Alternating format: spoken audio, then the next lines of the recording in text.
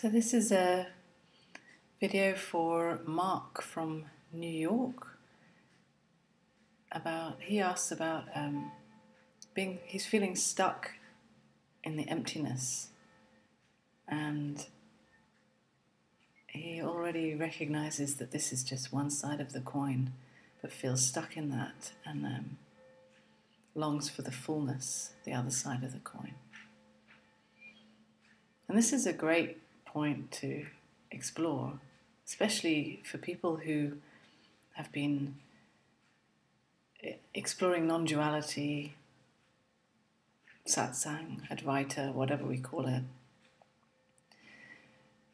acknowledging that who I really am is life itself, awareness, consciousness, all of those words that are very impersonal seem to take us out of this personal life. We take a step back and look at this personal me, this human living. And at first, that can be very useful, because when we've believed that I am limited to this human, this me person in here, this feels very contracted and limited. And so then we long for what is true, what is beyond that. So we take that step back and we acknowledge that I am beyond all of that. But at some point it becomes a new way of escaping, a new way of hiding out in that absolute position. And it can feel very empty. Nothing means anything. And it's true that nothing does mean anything. That yes, life is empty. And yet when the thinking hijacks that and makes a meaning out of that and creates a new identity out of that, and it's very subtle, but it can start to create this kind of position where I'm now standing in emptiness. I am the absolute and I'm watching it all, and I don't get involved too much. Of course, it doesn't always protect you from everything in your daily life, but mostly you can keep stepping back into that kind of witnessing position, which is very safe.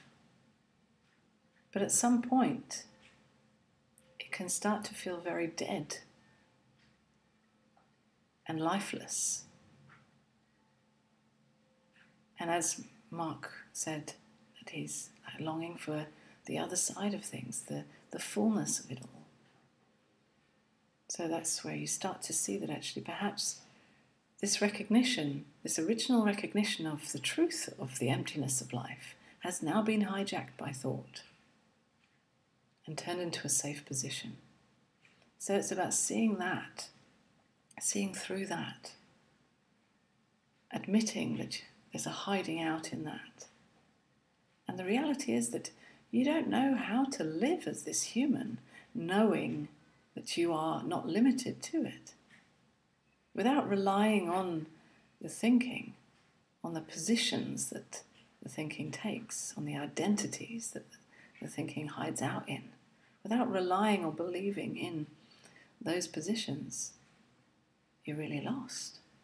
You just don't know how to live, how to function, how to navigate in this life. You just don't know. And in really acknowledging that you just don't know, you start to feel. You start to feel uncomfortable. You start to feel frightened, perhaps even sad, a deep longing.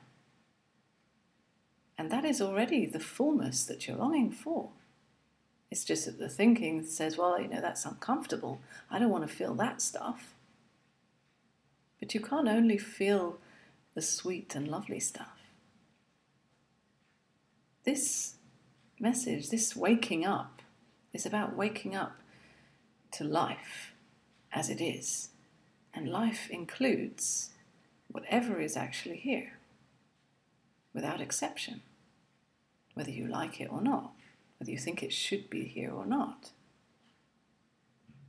So if there's fear, for example, if fear of not knowing how to be, how to live, what to do next or which way to go or anything, just fear of just being alive, then feel it.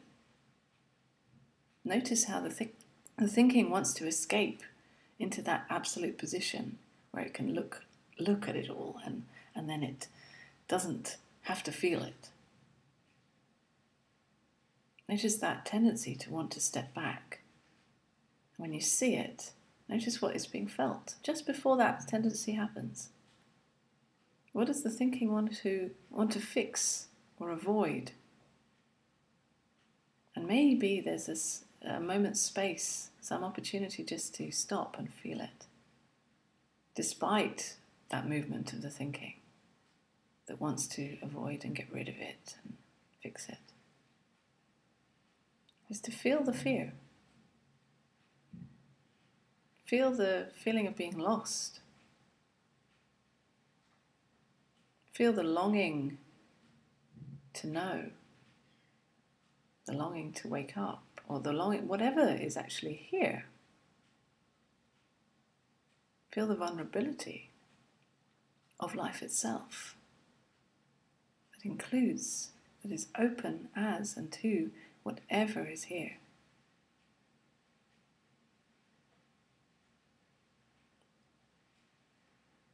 And in that, there's an ever unraveling of what you think. All those protection mechanisms that seem to protect me from feeling life, feeling the fullness of life.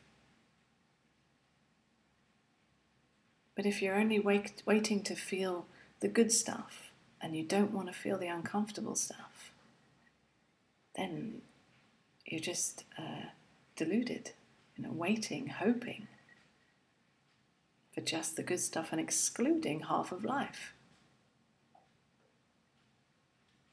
The fullness is full of whatever is here. This is what it is to come alive, to break open, to feel the heartbreak of breaking open. And there's no position to stand in with any of it. There's no safe place. Being alive is not safe. There's risks at every corner. Every moment is a risk. But it's the courage to keep feeling, despite whatever thought comes up with, whatever protection it wants to offer. Take a risk and feel what's actually here. Okay, thank you.